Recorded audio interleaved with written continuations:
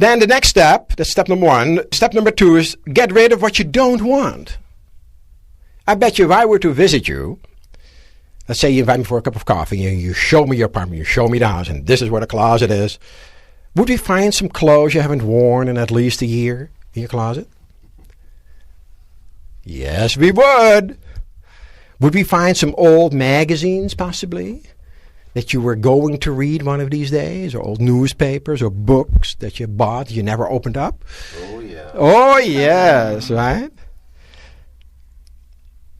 Are you, maybe get rid of what you don't want? This applies into any area of life. Do you have maybe a particular friendship where it is totally one way, where you're the only one that's being friendly and the other person does nothing but put you down? If that is true, you may want to strongly consider cutting off that particular friendship, or at least diminishing the time that you spend with that person. Because if you have somebody that makes you negative and feel down all the time, that is not being very centered.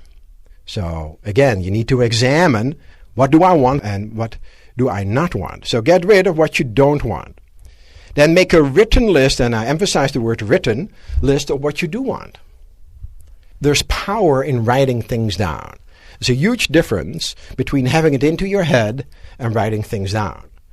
The people that get what they want tend to have it in written form.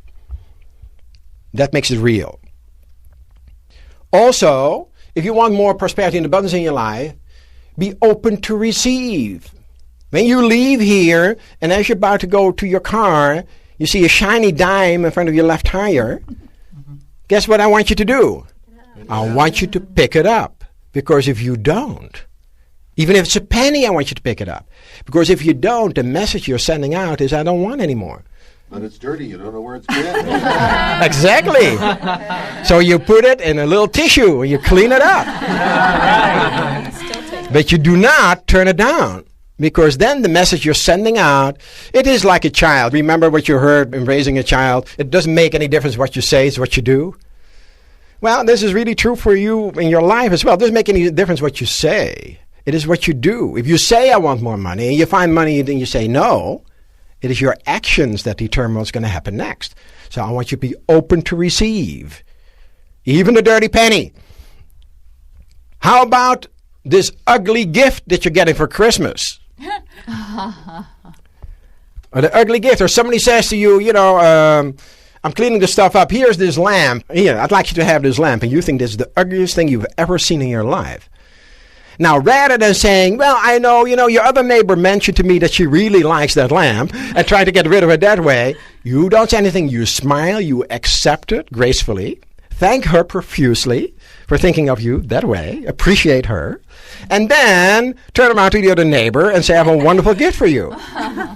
You see, but again, by turning down, if somebody wants to give you things, the message that you're sending out is, I don't want anymore. So you want to accept gracefully all the things, even though you have no need for them immediately. Give it to somebody who can use it. Do not endorse any lack or limitation from other people. If you have somebody who's going to tell you about this company is cutting down people or downsizing or, in this industry there are going to be problems, immediately shut that out. Do not accept limiting belief systems from other people. In other words, let's suppose that you hear that in this particular industry they're going to downsize. Well, the first question you want to ask yourself is, do I work in this industry? Well, if you don't work in this industry, or you don't have a close family member working in this industry, it has nothing to do with you to begin with, right? I mean, you feel empathy for the people that are going to be downsized, but you're not directly affected by that. So why get nervous or upset about it? You follow what I'm saying? Mm-hmm. And that's what people do. They, oh my God, and they get upset and then tie in and, you see, get that sigh going. Yeah, you don't want to do that. And if somebody says this is going to happen or that's, nobody knows what's going to happen. Nobody's going to know what's going to happen in the stock market. No one has the faintest idea what's going to happen in the economy 1 or 2 or 3 years from now, or in an industry 1 or 2 or 3 years from now. All kinds of things are possible within any time span. So take all these predictions with a huge grain of salt. You have to be aware of the fact that you're being influenced all the time and that you have the choice to accept or reject what other people are telling you. And what I'm telling you is to reject negativities from other people so that you can stay positive.